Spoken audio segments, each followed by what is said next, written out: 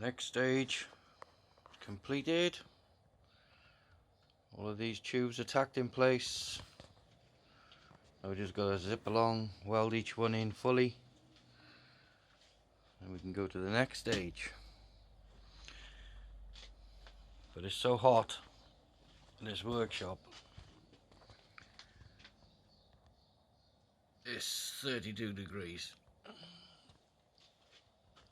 And as soon as I switch that on and start welding, it's going to go up 20 degrees.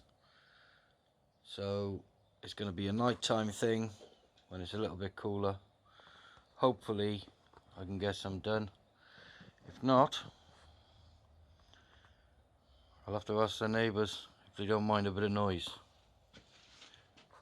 in the late morning. But that's the next part of the project. Top secret, never been done before, probably will never be done again. So see how it goes.